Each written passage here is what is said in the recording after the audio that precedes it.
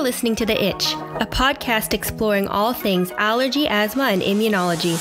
I'm your co-host, Courtney, a real-life allergy, asthma, and eczema girl. And I'm your second host, Dr. Payal Gupta, a board-certified allergy, asthma, and immunology doctor. Courtney and I hope to balance each other out so that we get you all the information that you want and need about allergies, asthma, and immunology.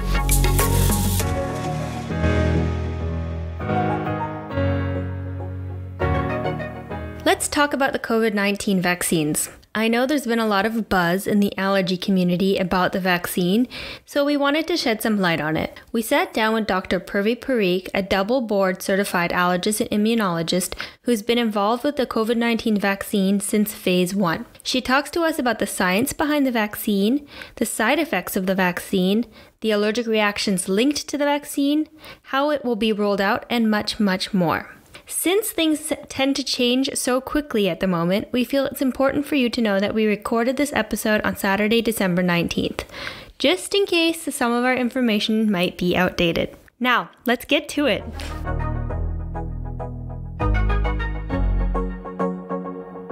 Hi, Purvi. Thank you so much for taking the time to do this podcast with us and for everything that you've been doing and all the information you've been providing for people. I think it's super important right now that we get the message out there. And so really, the first thing I wanted to ask you is, how did you become involved in the vaccine trials? So, it was something that was an interest of mine. I've always kind of had a passion for vaccines and vaccine immunology. So actually, when I was an internal medicine resident, the H1N1 outbreak and pandemic was then, but of course, it wasn't nearly as bad as this COVID-19 outbreak. So my research mentor got me involved in the H1N1 vaccine trials with severe asthmatics. And then that was my first kind of foray into doing these studies, especially with vaccines. And I thought it was really cool because you can really have such an impact on an outbreak or on a pandemic. And we were even then in communication with Dr. Fauci and the NIH. And so that was kind of my first introduction to him. And I was like, oh, I didn't realize, that allergists did this. So I thought it was really eye-opening. So that was really cool. And then even after that, I've been involved with vaccine outreach things. So with the UN Foundation, I've gone to Zambia. I'm a volunteer with their Shot at Life program to raise awareness. So then when this happened, as an allergist, we're not on the front lines, like in the ICU or the ER, but I felt like this was a way I could potentially make a contribution because I just wanted to help be part of the solution, in this devastating crisis. Luckily, NYU, where I'm on faculty, they were doing these trials. The PI there, Dr. Mulligan, was very nice. I told him about my interest and he was like, oh yeah, absolutely. We need more physician investigators to be involved. And so that's how it happened. And so it's been really cool being part of this process. I started back in May with Pfizer from phase 1. And then now we're doing AstraZeneca. So it's been really interesting because this is the first time, science is moving so quickly and innovating so quickly. So that's how I ended up involved. Oh, awesome. Yeah, I hadn't really heard that story. So I was really curious to see how everything kind of unfolded. That's amazing. And then you kind of answered my next question. So you were mostly involved with the Pfizer Biotech vaccine and not as much with the Moderna vaccine? Yeah, right. So Moderna, I wasn't involved in at all. Very similar technologies and platforms, but it was Pfizer that I'm investigated for, and then AstraZeneca, which is a little bit different. It's not a messenger RNA vaccine, but those were the, 2 studies that we were doing at NYU specifically. So that's why I was involved with those. Great. And you were involved in finding the patients and then monitoring them for side effects. Yeah, right. So, as an investigator, we recruit the patients and then we see them at like the clinic visits, at the study visits when they come in to get the vaccine. And then, yes, we take all the after hour calls too with their side effects. Saw firsthand, from injection to afterwards to follow up, how they did, how the data unfolded. We also had to collaborate and speak with obviously Pfizer and Biotech, but also then, the NIH and other government agencies as things changed and unfolded. Wow, amazing. So I guess, another aspect that we wanted to kind of delve into right in the beginning of the conversation was vaccine definitions. Like when we're talking about all of these vaccines, there's a lot of terminology that comes up that I've heard that I think it would be helpful to kind of define for patients. Let's start with herd immunity. Right. So, herd immunity, that concept is basically when enough of a population is immune or has some sort of immune community in which the infection rates are not spreading in proportions and the transmission is not spreading and people aren't being infected. Generally, for a population to reach herd immunity, at least 70 to 80% of that population has to be immune. Dr. Topol, Eric Topol, I follow him. He published this great study. I don't know actually if he published it or he had shared it in the last few days. He basically said no infection has ever reached herd immunity without a vaccine. So I know a lot of people keep saying, why don't we just naturally let it happen? But unfortunately, it doesn't work that way because the time it takes and the death toll and complications it takes is, paramount. So no infection actually has reached herd immunity without a vaccine, which I didn't know that prior to 2 days ago. So I found that really interesting too.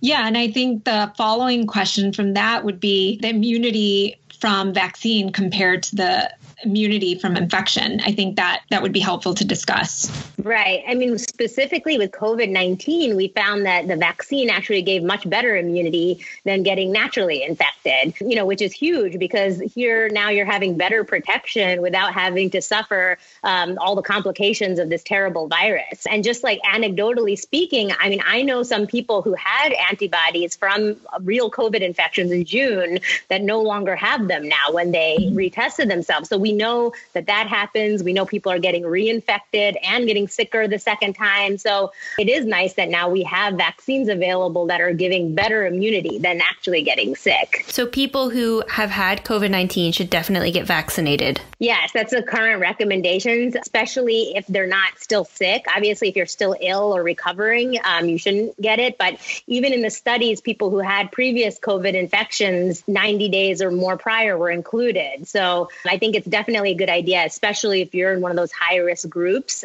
and you're at risk of getting sick again. And I think what you said earlier, just that when people are getting it a second time, they're actually getting sicker. Right. So just knowing that, because I think we didn't have that data even a month ago. I think that's something new that I'm hearing more and more. And I actually heard a talk yesterday where you were speaking to somebody and you mentioned that. And I thought that was very interesting because a lot of my friends that have had it feel like they're walking around like less cautious. And I think that this is super important for people to understand and realize that they could actually get sicker the second time around. Right. No, that's very true. And speaking on the cautious note, we're still advocating that people will have to keep masking, washing their hands, distancing, even as these vaccines roll out, because we don't have information on the spread yet. Both the vaccine companies are looking at it, but we don't know for sure how much it reduces that asymptomatic spread or transmission. So we still have to be careful, even with the vaccine. Yes, because absolutely. I speak a lot on the flu vaccine with the American Lung Association. And one thing that we talk about a lot is that a vaccine doesn't necessarily prevent you from getting the infection, but it prevents you from getting sick with the infection. And so I think that's something important that maybe we can talk about even more. Does that make sense, Courtney? Yeah. So what I understand is that you're saying even if you get vaccinated, you could still be someone who's carrying COVID-19 and you can still give it to other people. You just yourself won't be impacted by the disease itself. Right. But actually, you can also still get sick, too. The idea is even if you do get sick, you won't get as severely ill. So the idea is to keep people, out of the hospitals, the ICUs, the death rate, bring that down as well, too. So again, it's not 100% guarantee. It's not a cure. And I think that's really important for people to understand. And that's why that social distancing, masking, and all of those precautions are still going to be important because we just need to continue to be careful. The next question, can we talk about mRNA vaccines in general and the history behind it and why it's such a big deal? Right. So mRNA or messenger RNA vaccines, they're in a way new in terms of a widely used vaccine, but the actual technology is not new. And I know that's a concern for many people that we're using this brand new thing that's never been tested before, but it's not true. It's actually been tested since the 1990s. So we have over 30 years of information about messenger RNA, and multiple trials have been done in the cancer space, as well as with other infectious diseases. So there's a Zika vaccine that's being tested, as well as another influenza vaccine. So I think it's actually really cool technology, because what it kind of is it's instructions or a recipe for your immune system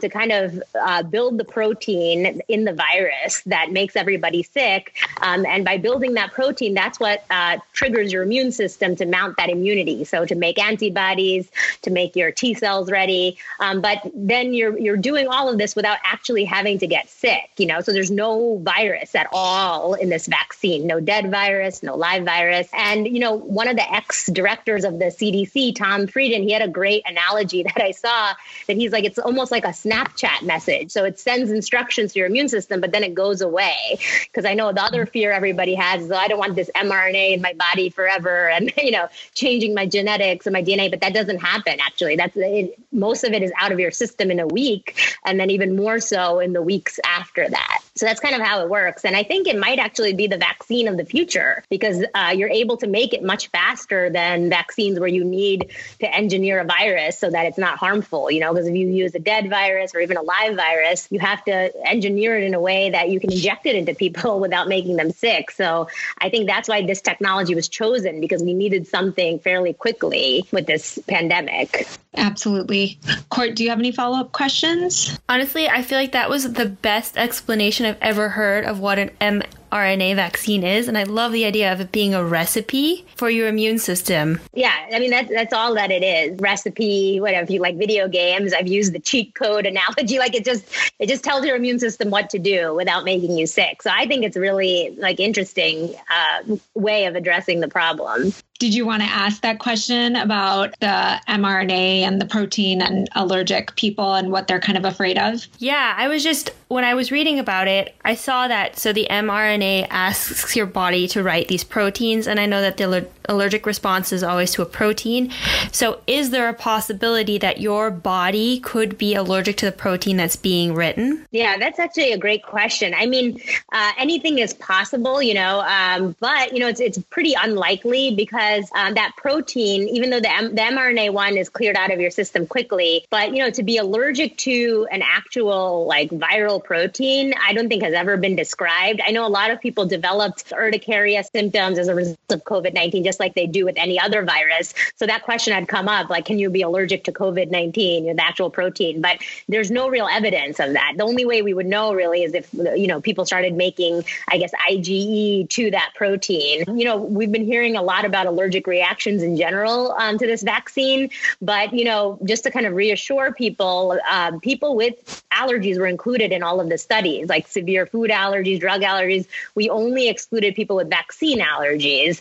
And usually if you do have a vaccine allergy, one, it's very rare. I think the statistic was even less likely than being hit by lightning. It's 1 in 1.3 million, according to one of our journals, Jackie. But even outside of that, it's usually an ingredient in the vaccine that you're allergic to. So one thought is, there's polyethylene glycol in the Pfizer vaccine. So that's one thought as the culprit.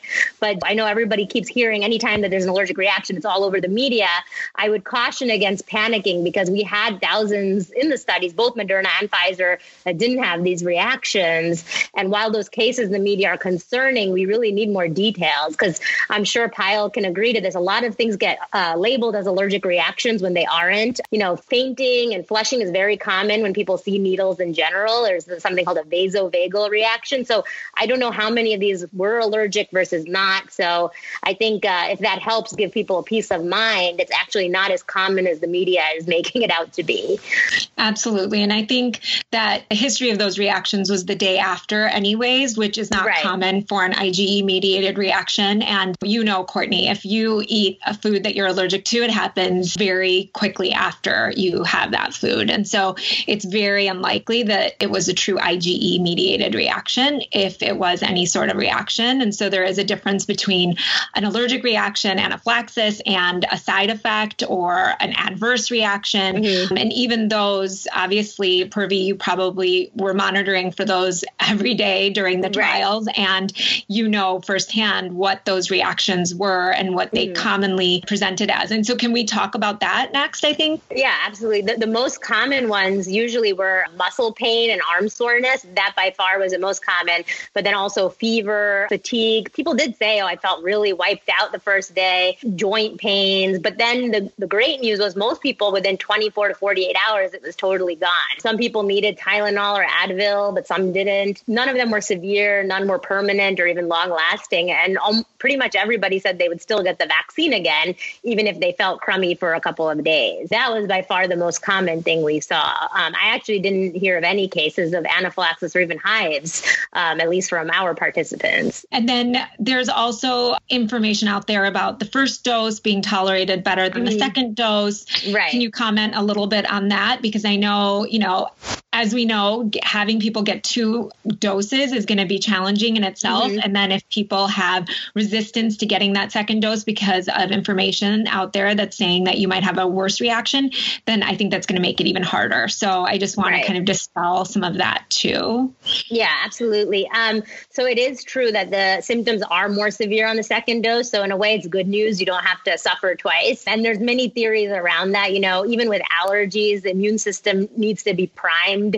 It usually takes like repeated exposures to mount immune responses. So that's probably why on the first dose, you don't feel it as much. In the second dose, you do. Some people were lucky. They didn't feel much on either dose. So it really depends, just like even with the flu shot, right? Some people really feel symptoms from it. Some people feel nothing. So it's I think, going to be very individualized person to person. But it's true. Majority of people, if they did feel anything, it was in the second dose. Can we talk about the second dose really quickly? Sure. I have 2 questions. So the first one is, what happens if someone doesn't take the second dose? So because I see like there could be very high resistance to going there again.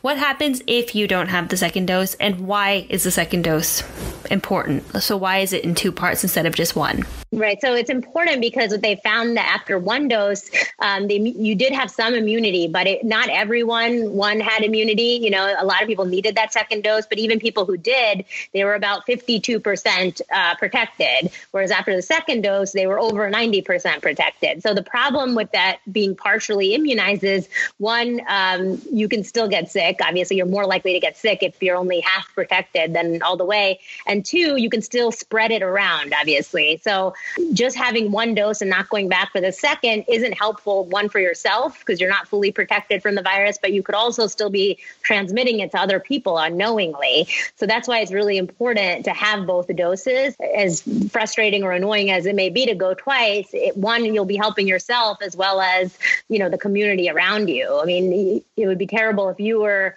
only partially protected and then you pass the virus on to somebody you love or care about who's a more vulnerable or high risk person. The next thing that I'd want to talk about is just how we're going to roll all of this out and how we're going to monitor people getting the first and second dose. And I think that the question about who's next and who gets immunized first is also up in the air. But maybe now with the Moderna vaccine also being approved, maybe that's more hopeful, that we'll be able to get everyone vaccinated sooner. So basically, it's going to be a huge logistical issue, the rollout. But some of the things that have been put into place is, 1, everybody is getting an immunization card that's been provided by the CDC to all sites. So basically, when you got your first dose, lot number, expiration date, and then you already have an appointment for your second dose before you even leave the building, which I think is smart. That way, there's less tracking people down. And I know most hospitals and clinics now have, because of technology, great ways for reminders, right? So text reminders, email reminders, apps. So it's a lot easier to track people and confirm them. So I know that most places do plan to give those alerts so that you remember. So for Pfizer, it's 3 weeks later. For Moderna, it's 4 weeks later to come back and get that second dose. But yeah, it will be a challenge because, it's hard sometimes to keep people compliant. So it's very important that, people do agree to come back and are on top of coming back for that reason. But, right now, group 1A is the healthcare workers and then those members and residents of long-term care facilities. So So that also has been a little bit tricky because the definition is kind of broad. So I know some hospitals are prioritizing by frontline workers, which I think makes sense. So ICU, ER, but then some places are kind of just vaccinating every healthcare worker. So it's very different hospital to hospital and state to state. So, I mean, that's been a challenge all along with the pandemic. Everybody's doing something different, even with masks and everything. So we'll see. I think it's definitely going to be a logistical challenge. And we're already hearing issues popping up, but, it's expected when you're trying to vaccinate so many people. Absolutely. And, I was just thinking about one thing that I wanted to mention about the allergies. One other thing that I think everyone's been mentioning is that if you did have an allergic reaction, the places that are giving the vaccinations are going to be prepared to treat allergic reactions. Mm-hmm. So that's just something else to keep in mind. Right. I know a lot of our listeners are going to be allergic people, and they're going to be worried about that. Right. So, and just to add to that, the current recommendations are if you're allergic to one of the ingredients, in either vaccine, then absolutely don't take it. If you have a history of vaccine allergy, then sit down with your allergist and discuss, but if you don't have either of those two contraindications, you can take it. And right now the recommendations is 30 minutes afterwards to wait and to get it in a medical facility, like you said. But I heard even as early as this morning that FDA is revising that. So that's another thing for the allergic community. Keep checking because, these guidelines keep changing day to day. So that might change by Monday. So, just keep an eye out. And since we're talking about allergy and if you're allergic to something in the vaccine, you shouldn't get it. I read that polyethylene glycol, so PEG, is what people are reacting to, what they say. I read that it's a soy derivative. Can you talk a little bit about that? Because I am someone with a soy allergy, and that would, if I was, digging and found out that it's a derivative from soy, I would think, okay, that's me. I can't take this vaccine. Can you clarify that? So, to my knowledge, I actually didn't know that it was a soy derivative or had any influence with soy or cross-reactivity with soy. So, that I don't know if it's true, but I haven't heard that. Usually what polyethylene glycol is, it's actually filler or preservative that's used in a lot of medication. So I actually have patients that we know are allergic to it, but even that allergy is super rare. So I feel like if there was that much cross-reactivity with soy, we would know about it. The allergic community would know about it. But this is the first time I'm hearing that there even is any relation to soy. But yeah, polyethylene glycol in itself is a known allergy. But again, that's also a very rare allergy. And we do have patients that do react to it. But even in these cases, we don't know for sure that it was the polyethylene glycol. It's just our hypothesis, because everything else in the vaccine is like lipids, salts, they're all things that aren't very allergenic. So that's the theory. But, to really blame that culprit, even though it's most likely we'd have to do allergy testing, either a blood test or skin test with the polyethylene glycol. Okay, thank you. But that's interesting. The soy I didn't know about. Yeah, I saw it. I can link to it. I saw it in the Allergic Living article. Oh. And I read that they said it's a soy derivative and it's a fatty acid and not a protein. And because it's protein is what we react to and what we have allergic reactions to, that it isn't something of a concern because a fatty acid isn't something that you would be allergic to. That's what I read. So we can link that and I can share it with you. Okay, thank you. And then some of the questions that we got from, a post that I put up for this episode was, can you talk about how long the immunity lasts? Yeah, that's the $1 million question. Everyone always asks that. So we don't know, no one has a crystal ball. And the thing with this pandemic is all of us are learning as we're, treating patients and developing treatment. So at least up to this point, we know the immunity is lasting. So that's about 7 months in from the vaccine. And like I said, it's stronger. It's more permanent immunity so far compared to people naturally getting sick. But that's why we're monitoring all these patients in the trials for a minimum of 2 years, if not more, to see how long that immunity lasts, because that's going to determine how frequently we need to get the vaccine. Hopefully, it's at least a few years. And so it's not something that we have to do on a yearly basis. And how are you guys looking at the immunity? Yeah, so there's two ways. One is antibodies to that spike protein. So the idea is that when that mRNA makes the spike protein, then your own immune system should start making antibodies. So that's one. But then we're also looking at T cells because, T cells are very important in fighting viruses. And so much attention has been on the antibodies. But for all viruses, T cells are extremely important. What we found is people who were in the ICU or unfortunately dying from coronavirus had weakened T cells. They had T cell exhaustion or lower numbers of their T cells. So they're very important in this whole puzzle. In both trials, as well as I think the other ones as well, they're looking at T cell responses to coronavirus. So basically in a lab setting, they're seeing how each patient's blood responds to it, both from the T cell standpoint as well as the antibodies. Somebody was talking about, how have people been lied to about vaccines in the past?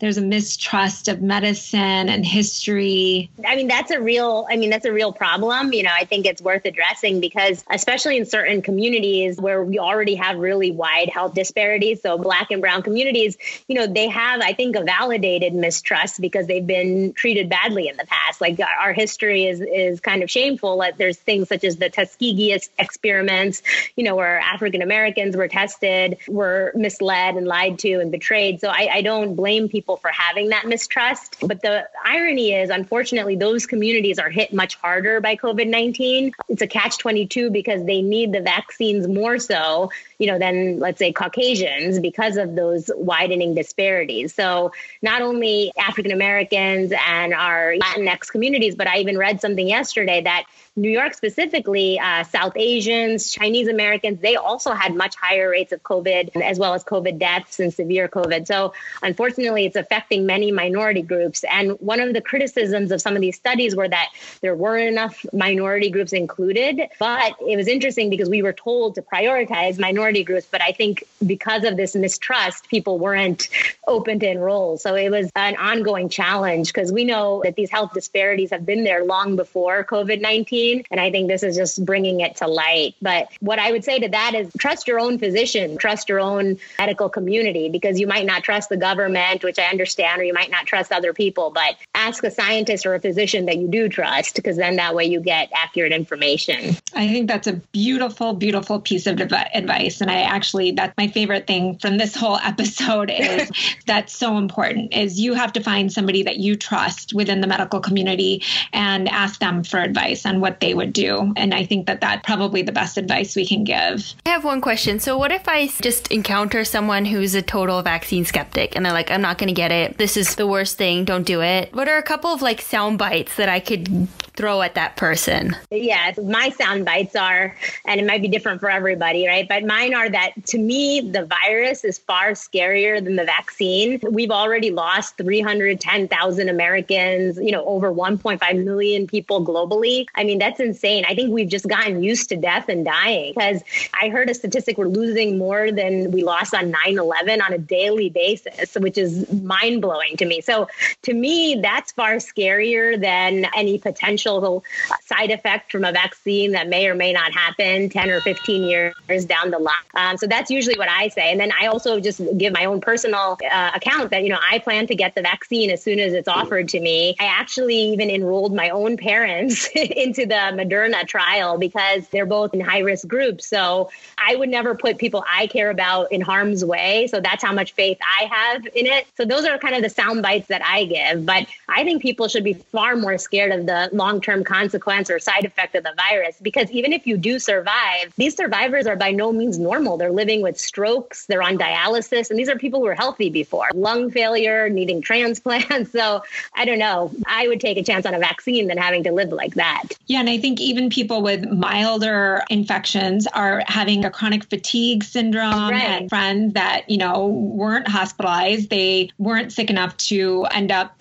hospitalized, thankfully, but they're still feeling just that they're constantly feeling more tired and that they're in a brain fog and that something's just chronically off with how they're feeling. And so we haven't seen that with the vaccine. And I think that's important to remember. Yeah, absolutely. Yeah. And I think just for our allergic community, one of the things that I wanted to have us comment on together, Purvi, is just the egg and flu vaccine situation, just since this is vaccine episode for all practical purposes. We just wanted to kind of dispel some of those myths. Also, 2012, that big study was published in the New England Journal, but still, You're right. Even if it was 2017, it just is ridiculous that people are still even being asked if they're allergic to eggs before the flu shot. I mean, I completely agree. It's a big misconception, even amongst other physicians. I think the key points are that there's no special precautions needed. We don't even need to know if you have an egg allergy before you get the flu vaccine. And that's any type of flu vaccine, the nasal or the injection. And there's no reason to be monitored afterwards. But if you are still scared, and if there's any reason, you can always get it, done with your allergist. Lastly, just that it is still important to get your flu vaccine this year, and that you can get it alongside your COVID vaccine when it does become available to you. Yeah, in the studies, we made people wait a month apart from the two just because it's a study. So you have to be carefully control everything. But yeah, we are recommending everybody get all their vaccines. But if you feel more comfortable separating them. Anyway, there's not enough COVID vaccine right now for everyone anyway. So if you haven't gotten your flu shot, get it now. So you're ready for when your COVID vaccine is available. Yeah, and it's not too late to get your flu vaccine. You can get it as late as February. And when the flu is still circulating, anytime the flu is still circulating, it's still not too late. I think we covered most everything, Court. Do you see anything that we didn't cover on our list? The only thing we didn't cover is just like my own curiosity is like the difference between the Moderna and the Pfizer vaccine, if you know what they are. And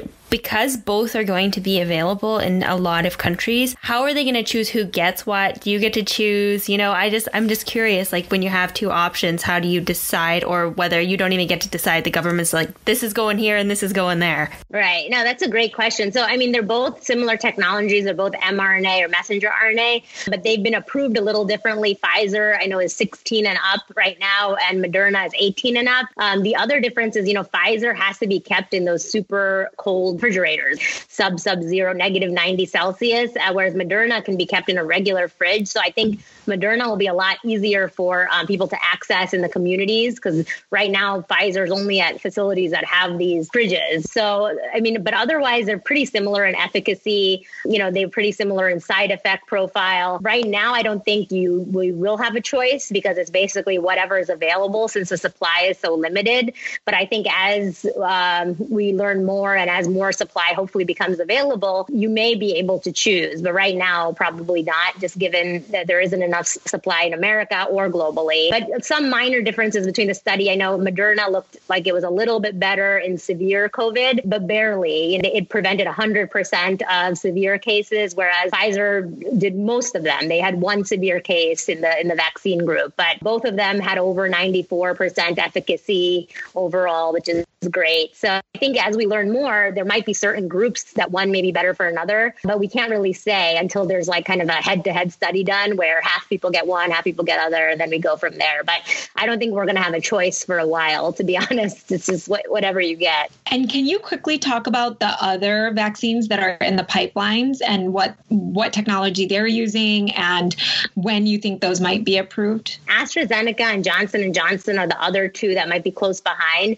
and they're a different technology. So there's something called an adenovirus vector. So basically they use an inactivated common cold virus, and they use that to transport that spike protein to your immune system and then mount the immune response. So it's a little different than the messenger RNA. But AstraZeneca is also 2 doses. But the nice thing about Johnson & Johnson, it's only 1 dose. So if that proves to be safe and effective, that'll be great, because it'll be a lot easier to get people vaccinated quickly. But from what I've heard is they're planning actually to apply for EUA soon in January, because I think Johnson & Johnson already has enrolled close to 40,000 people. And I think maybe AstraZeneca is nearing there too. So it'll be good, especially with the limited supply, if we have other options, or if are allergic, to the polyethylene glycol, there will be other options. That's great. Perfect. Now I feel like we covered everything. So that's great. Oh, actually, there's one last thing. Pregnancy and lactation. Yes. So right now, the American College of Obstetrics and Gynecology is actually recommending it for pregnant women. They're saying it's safe to take it, especially if you're in one of those high-risk groups. Now, just to be clear, it has not been properly tested in pregnant women, because for most clinical trials, pregnant women are excluded, unfortunately, because, it's a theoretical risk to both mom and baby. But from what we do know so far, especially the women of childbearing age that did get the vaccine, we believe it will be safe in pregnancy. And pregnancy is also in itself a high risk condition for severe COVID. So if you're a healthcare worker, if you're in a situation where you're pregnant and you're at risk, it's a good idea to likely get the vaccine. And the same thing goes for breastfeeding and lactating moms. There doesn't appear to be any risk for them either. And then an added benefit maybe is that you might even pass antibodies onto your baby, because as we know, baby relies on mom for a lot of immunity in the first 6 months of life. So maybe you might be, vaccinating two people, for the price of one with the breastfeeding or lactating moms. So for them, for sure, it's recommended as well. Great. Thank you. Thank you so much, Purvi. So now I feel like we've covered everything. And I think this topic is there's just so many things that people are worried about and concerned about. So I'm sure we've missed some things that somebody will have questions about, but maybe we can do a couple of posts later. But thank you again for doing this for us. And thank you for, continuing to take any requests you get. It's just really nice to see how open you are to talking to people about this. I think there's so much misinformation, so I'm happy to put out any factual information as possible. Thank you. Thank you so much. Thank you. Thank you for listening to today's episode. Remember that all information you hear today is for informational purposes only and are not intended to serve as a substitute for the consultation, diagnosis, and/or medical treatment of a qualified physician or healthcare provider. And also, don't forget to subscribe to our podcast. And if you have a second, help spread the word by rating our podcast and sharing with your friends and family who might also be interested in learning more about allergies, asthma, and immunology. You can always stay up to date by checking out our Instagram, The Itch Podcast, where you can leave questions you are itching to know, or check out our website, which is www.itchpodcast.com, which contains more information about the subjects we covered in today's episode and every episode. Until next time, have a fabulous week.